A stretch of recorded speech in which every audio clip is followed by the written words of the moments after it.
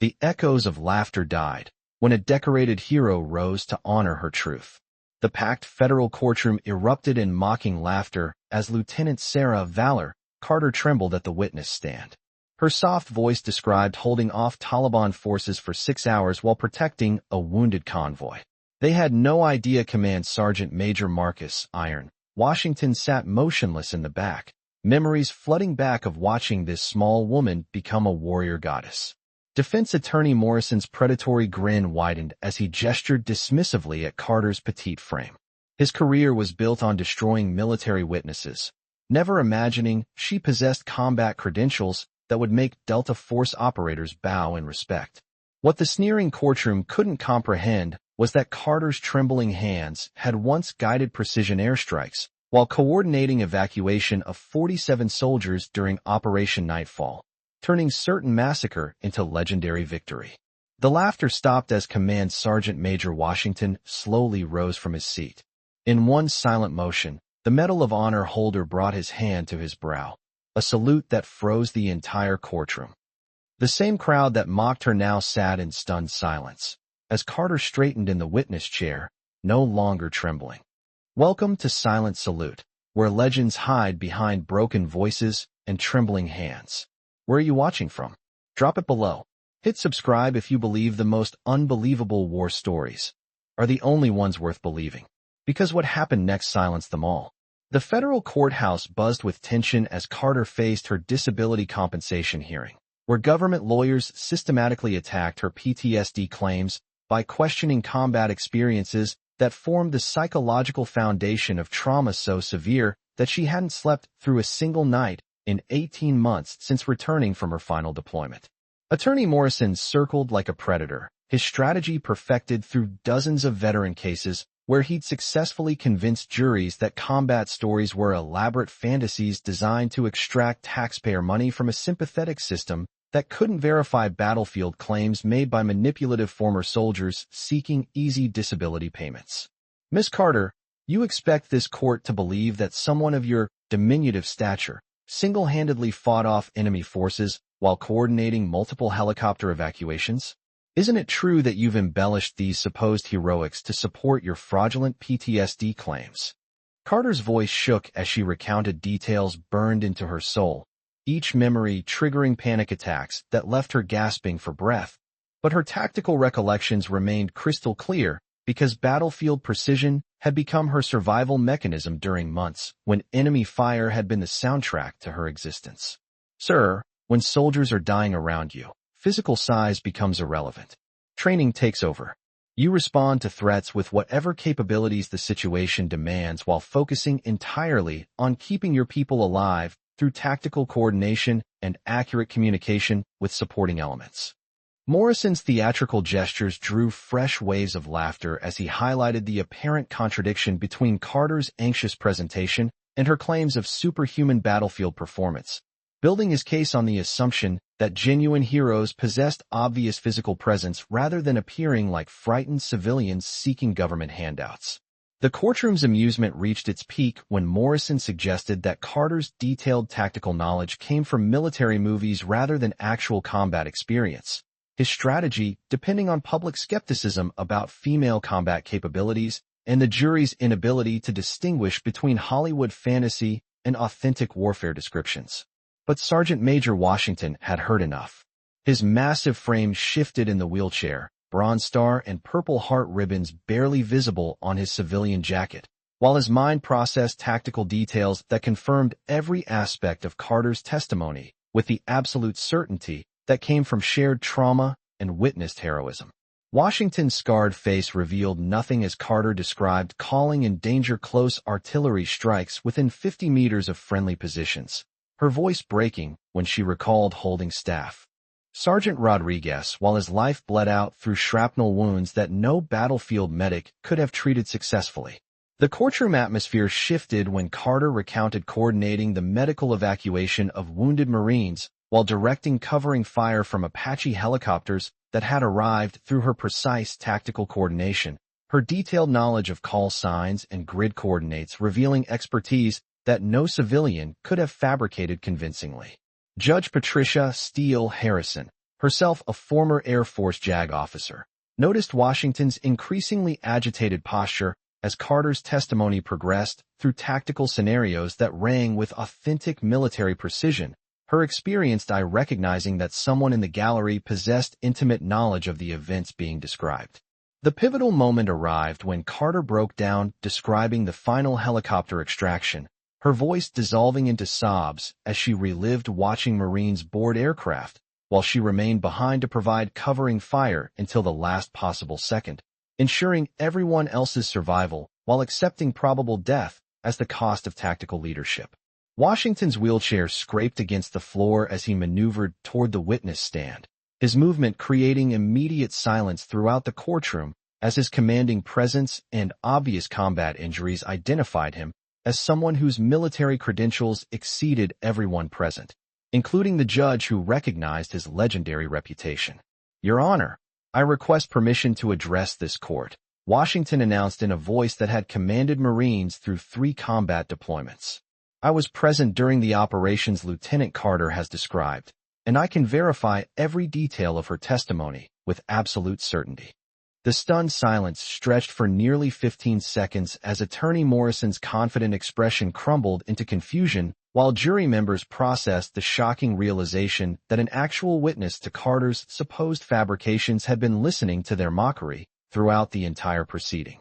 Judge Harrison immediately recognized Washington's distinctive bearing and understood that Medal of Honor recipients did not interrupt federal court proceedings without extraordinary justification that transcended normal legal protocols and demanded immediate judicial attention regardless of established courtroom procedures. "Sergeant Major Washington, please identify yourself for the record and explain your connection to Lieutenant Carter's testimony regarding combat operations during classified military deployments in Afghanistan." Washington's response shattered every assumption about Carter's credibility while revealing the true scope of her battlefield achievements to a courtroom that had spent hours ridiculing accounts of the most heroic combat performance in recent American military history. "Your Honor, I am Command Sergeant Major Marcus Washington, Medal of Honor recipient for actions during Operation Enduring Freedom." Lieutenant Carter's testimony describes Operation Nightfall, where she saved 47 American lives through tactical coordination that military analysts classified as the most precise combat leadership under hostile fire in modern warfare history. The courtroom's atmosphere transformed completely as Washington continued his testimony with the unshakable authority of someone whose combat credentials were absolutely beyond question, his presence validating every detail of Carter's incredible story while revealing that her fabricated accounts actually understated the full magnitude of her battlefield heroism. Lieutenant Carter coordinated simultaneous helicopter extractions while directing artillery fire and close air support missions that neutralized 7 enemy positions. She carried wounded Marines to evacuation points while maintaining radio contact with multiple aircraft and ground units throughout 6 hours of continuous enemy contact. Washington's detailed confirmation included tactical specifics that only someone present during those events could provide, his testimony revealing grid coordinates, call signs, and chronological details that matched Carter's account with mathematical precision, while adding context that elevated her actions from impressive to legendary. Attorney Morrison's cross-examination strategy collapsed entirely as Washington methodically destroyed every element of the fraud case with first-hand knowledge that confirmed Carter's tactical expertise, combat leadership, and psychological trauma as authentic results of battlefield service that exceeded most Medal of Honor citations in scope and tactical significance. The defense attorney's desperate attempts to discredit Washington's testimony failed spectacularly when the sergeant major produced classified documents supporting his account, including Carter's Medal of Honor recommendation that had been buried by Pentagon officials who couldn't publicly acknowledge operations that remained above top-secret classification levels. Judge Harrison's ruling came swiftly after Washington's testimony established Carter's credibility beyond any reasonable doubt. Her PTSD compensation approved with maximum benefits, while Morrison faced professional sanctions for his deliberate attempt to humiliate a combat veteran whose service record exceeded most Medal of Honor recipients. Washington approached Carter after the hearing with profound respect reserved for warriors whose actions had transcended normal definitions of courage and tactical competence. His gratitude finally expressed after months of searching for the Marine whose voice had coordinated his medical evacuation during the darkest night of combat. Lieutenant Carter, you saved my life and the lives of 46 other Marines during Operation Nightfall. Your tactical coordination under impossible conditions represents everything we hope to achieve when we serve our country, and your courage that night earned respect that no courtroom mockery can diminish. Carter's response reflected the humility that characterized authentic heroes who understood that battlefield achievements represented team efforts rather than individual accomplishments. Her recognition providing closure for trauma that had haunted both warriors since that terrible night when survival depended on perfect tactical execution under overwhelming enemy fire. Sergeant Major Washington, that mission succeeded because Marines like you never abandoned wounded comrades regardless of enemy pressure. My tactical coordination was just one element of a team effort that kept everyone fighting when surrender would have been easier than continuing resistance against impossible odds. Washington's emotional salute to Carter became the courtroom moment that transformed how federal courts handled veteran testimony, demonstrating that combat truth often required warrior validation to overcome civilian skepticism about battlefield achievements that transcended normal human experience and capability under extreme stress.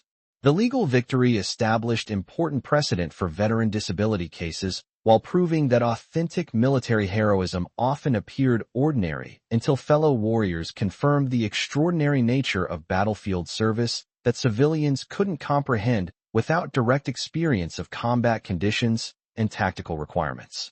Carter used her courtroom vindication to establish veteran advocacy programs that protected other warriors from legal humiliation, her work ensuring that combat testimony received appropriate respect rather than skeptical mockery from attorneys and juries who couldn't distinguish between authentic military service and fabricated heroic narratives. The partnership between Carter and Washington evolved into a nationwide campaign supporting veteran legal rights, their combined expertise and credibility creating resources that helped thousands of combat veterans secure deserved compensation while educating civilian legal professionals about the realities of military trauma and battlefield achievement. Years later, when Colonel Carter commanded her own regiment while Washington served as the military's senior enlisted advisor on veteran affairs, their story continued inspiring military personnel who understood that authentic heroism often faced public disbelief until fellow warriors provided validation that silenced every doubter with unshakable evidence. The impact of Washington's courtroom intervention extended far beyond Carter's individual case, creating legal precedents that protected veteran testimony while establishing protocols that ensured combat claims received appropriate verification rather than automatic skepticism from civilian legal professionals who lacked military experience and understanding. Military legal experts studied Washington's intervention as a perfect example of warrior solidarity transcending rank and service branch distinctions, demonstrating that authentic combat veterans recognized genuine battlefield heroism regardless of gender, size, or appearance when tactical details confirmed shared experiences of warfare's psychological and physical demands. The transformation in courtroom procedures resulted directly from Washington's testimony, with federal judges now requiring attorneys to provide evidence before questioning veteran combat claims, while military liaison officers became available to verify tactical details that civilian legal professionals couldn't evaluate accurately without specialized knowledge. Carter's advocacy work expanded into legislative reform that strengthened veteran legal protections, her experience with courtroom humiliation driving successful efforts to educate legal professionals about combat trauma while ensuring that authentic military service received appropriate recognition rather than skeptical interrogation from uninformed civilian authorities. The emotional bond between Carter and Washington represented the warrior brotherhood that transcended individual service records, their mutual respect demonstrating that authentic combat veterans formed lasting connections based on shared sacrifice rather than competition for recognition or validation from civilian authorities who couldn't understand military service. Washington's decision to reveal his presence in that courtroom had required overcoming his own trauma-related anxiety about public appearances. His intervention representing personal courage that matched his battlefield heroics, while demonstrating that authentic warriors supported fellow veterans regardless of personal comfort or convenience. The moment when Washington rose to salute Carter's truth lasted only minutes, but its impact transformed federal veteran legal proceedings for decades, proving that genuine heroes earned recognition through verified actions rather than civilian assumptions about military appearance, gender roles, or physical capabilities under combat conditions. The courtroom's atmosphere had shifted from mockery to profound respect in seconds, demonstrating that civilian skepticism about military heroism dissolved instantly when confronted with warrior testimony that confirmed the authenticity of combat achievements that sounded impossible to those who had never experienced warfare's demands and tactical requirements. Attorney Morrison's career never recovered from his systematic humiliation of a genuine combat hero, his professional reputation destroyed by the revelation that his fraud allegations had targeted one of America's most decorated warriors whose classified service record included achievements that exceeded conventional definitions of military heroism and tactical excellence. The precedent established by Washington's intervention became known throughout military legal circles as the warrior witness standard, requiring civilian attorneys to verify military claims through appropriate channels before questioning veteran testimony about combat experiences that civilian legal professionals couldn't evaluate without specialized military knowledge and tactical expertise. This story was brought to you by Silent Salute. Before we leave you today, here's our question. Have you ever witnessed authentic heroism being questioned until undeniable proof silenced every doubter?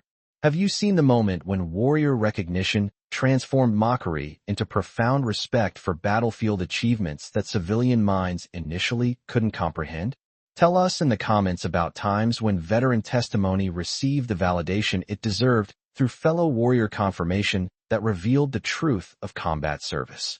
And if you believe that authentic military heroism deserves recognition rather than skepticism from those who've never experienced warfare's demands, hit that subscribe button to support our channel's mission of honoring combat veterans whose battlefield achievements often exceed civilian understanding of human courage and tactical capability. Nobody laughed at her war story again.